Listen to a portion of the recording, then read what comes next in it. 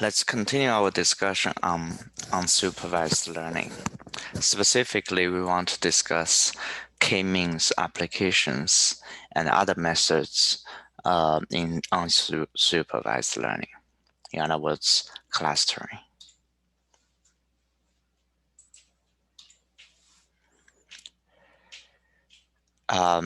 So we studied the underlying theory about k-means, and here we want to look at its applications and other methods for clustering. First of all, let's continue the discussion with some of the limits of k-means clustering.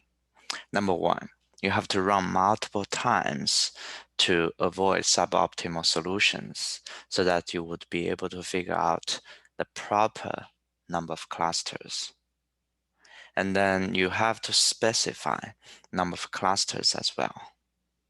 And another reason that you need to run multiple times is also because the randomly initialize the cluster centers running the risk that is going to end up with local optimal solutions.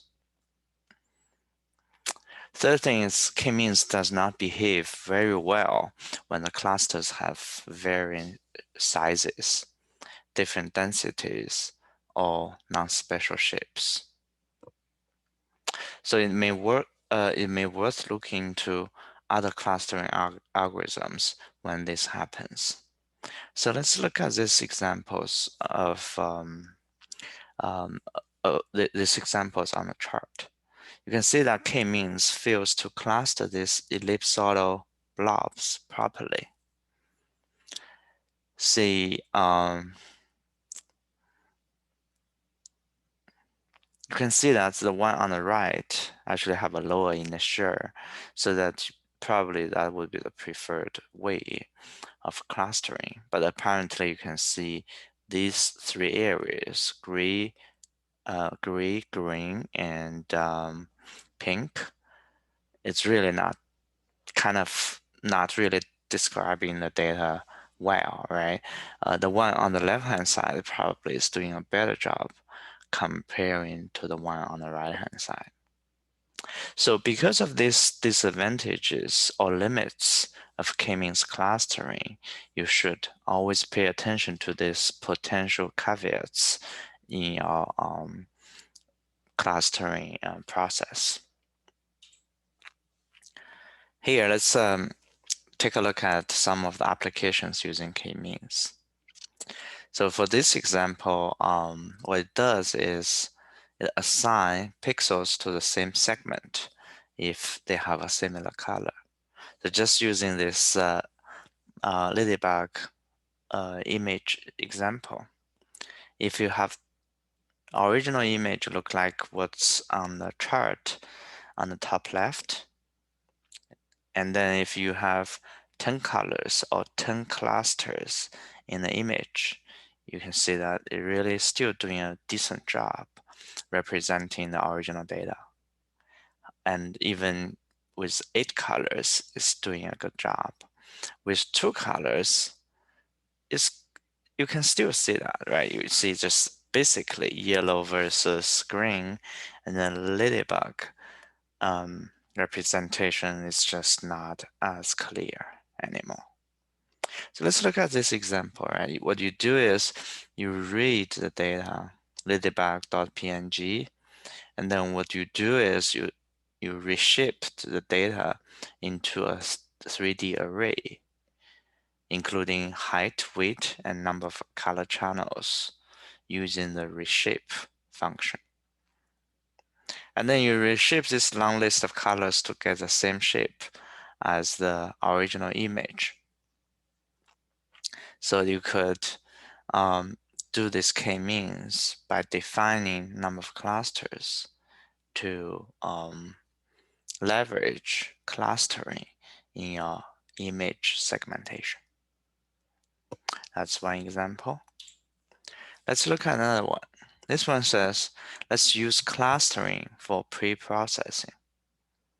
So some data MNIST-like dataset containing 1797 grayscale 8 to 8, 8 by 8 images is representing the digits of 0 to 9.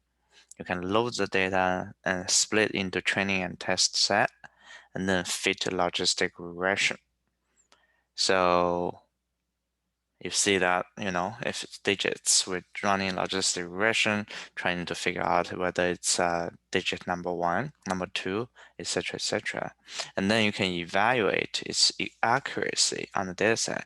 Turns out to be around 96.9%, which is really not bad. Let's see if we could further enhance by doing pre-processing using clustering. So here you could create a pipeline that would first cluster training set into 50 clusters, followed by logistic regression. It's doing a better job, comes back with 97.8% of accuracy.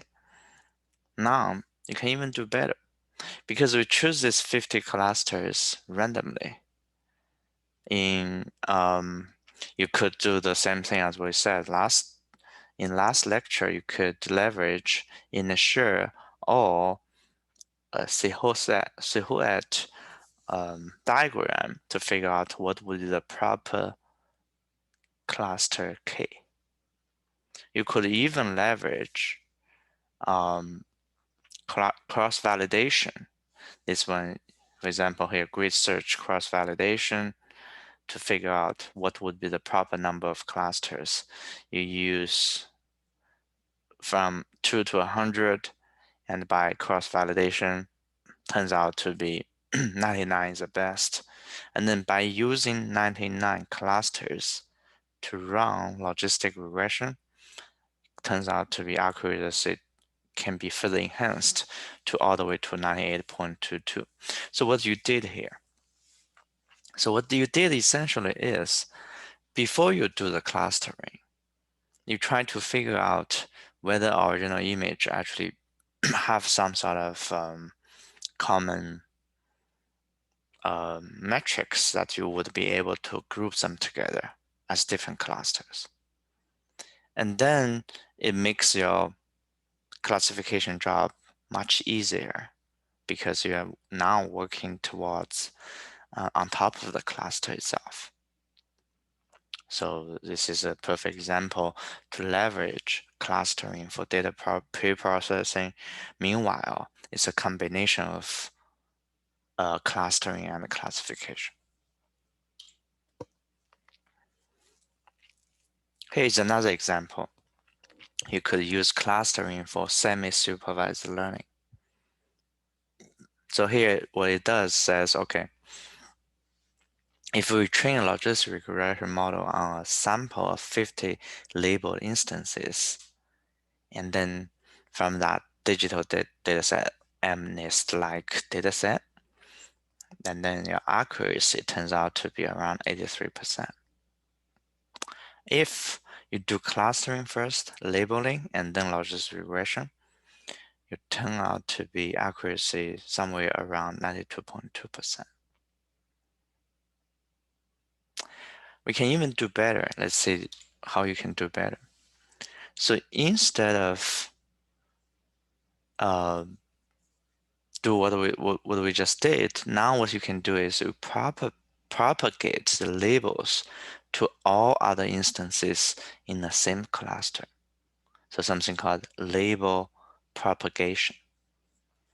This is done by this approach, right? So Y trained propagated to label all of them to the ones you already figured out.